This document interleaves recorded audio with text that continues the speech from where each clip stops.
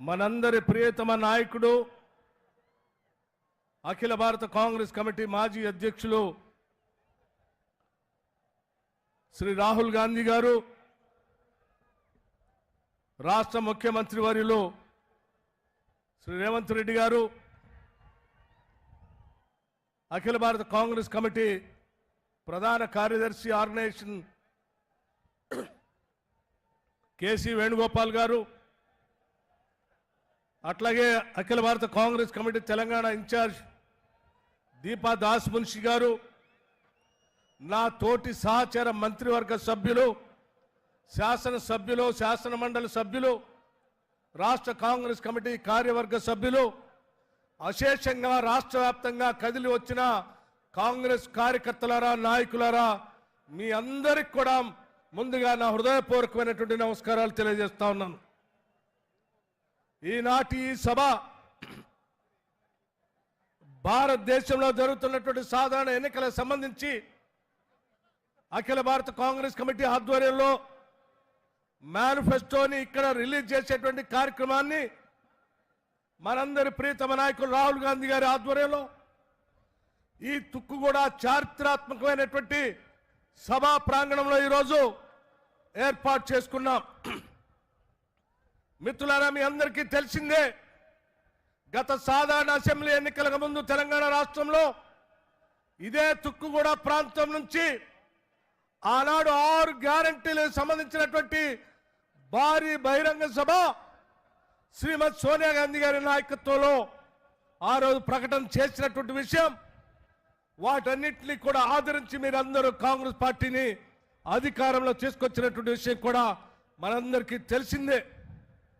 ఈరోజు ఉన్నటువంటి పరిస్థితుల్లో గత 10 ఏళ్లు పాలన చేసిన టీఆర్ఎస్ పార్టీ ఆర్థిక సంక్షోభాన్ని, విద్యుత్ సంక్షోభాన్ని సృష్టించి సుడిగుండంలాగా ఈ రాష్ట్రాన్ని తయారు చేసి వెళితే, రాష్ట్రంలో కాంగ్రెస్ పార్టీ ఇందిరమ్మ రాజ్యం అధికారంలోకి వచ్చిన తర్వాత ఈ 2 వ్యవస్థల్ని ఘాట్లో పెట్టి మొదటి నెలలో ఆర్థిక వ్యవస్థకు సంబంధించి, విద్యాశాఖకు సంబంధించి శ్వేతపత్రాన్ని శాసనసభలో ప్రవేశపెట్టే కాకుండా వాటిని సరి చేసుకుంటూ మొదటి తారీఖు నాడే ఈ రాష్ట్రంలో ఉన్నటువంటి దాదాపు 3,68,200 ప్రభుత్వ ఉద్యోగస్తులకి, 2,77,000 మంది పెన్షనర్స్ కి మొదటి తారీఖు నాడే జీతాలు ఇచ్చినటువంటి చారిత్రాత్మకమైన నిర్ణయం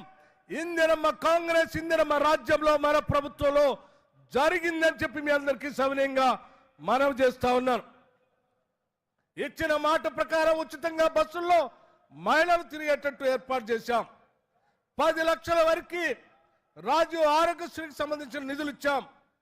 రాష్ట్రంలో ఉన్నటువంటి మహిళా సంఘ సభ్యుల అందరికీ రాబోయే 5 సంవత్సరాల దాదాపు 1,00,000 కోట్ల రూపాయలు రుణాలు ఇచ్చి వడ్డీ లేని రుణాలు ఇవ్వాలనేటువంటి ఆలోచన కాంగ్రెస్ పార్టీ చేస్తా ఉంది.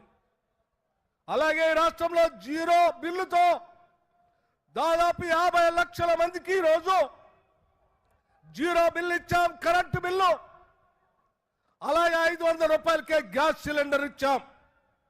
మీ అందరికీ తెలిసిందే, ఈరోజు రాష్ట్రంలో ఉన్నటువంటి ఆర్థిక పరిస్థితిని అధిగమిస్తూ కూడా ఇవన్నీ చేస్తున్నామనంటే మన నాయకుడు శ్రీ రాహుల్ గాంధీ గారు నిరంతరం పర్యవేక్షణ చేస్తూ రాష్ట్ర ప్రభుత్వానికి దిశ నిర్దేశం చేస్తూ ఇచ్చిన హామీలు నిలబెట్టే కార్యక్రమాన్ని చేసుకునేటట్టుగా మనల్ని ముందుకు నడిపిస్తా ఉన్నారు.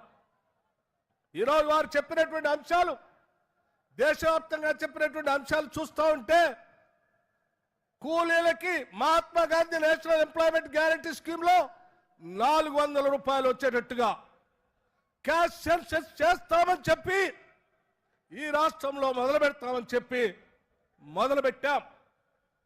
ఒక విప్లవకారుడిగా ఈ దేశంలో తాడితులకి, పీడితులకి, బాధితులకి, మధ్యతరగతి కుటుంబాలకి, యువతకి, మహిళలకి అందరికీ న్యాయం జరగాలనేటువంటి ఆలోచనతో ఈరోజు న్యాయ పత్రాన్ని రాహుల్ గాంధీ గారు ఇక్కడ మన అందరి ముందు ఆవిష్కరింప చేశారు.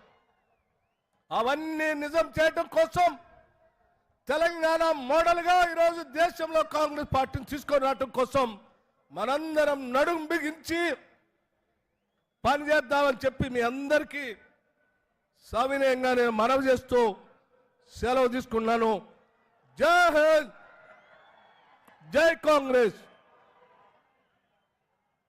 పెద్దలు భట్టి గారికి ధన్యవాదాలు చేసి ఇప్పుడు రాష్ట్ర ముఖ్యమంత్రి వర్యులు మన ప్రీతం నాయకుడు రేవంత్ రెడ్డి గారిని మాట్లాడాల్సిందిగా కోరుతా ఉన్నా.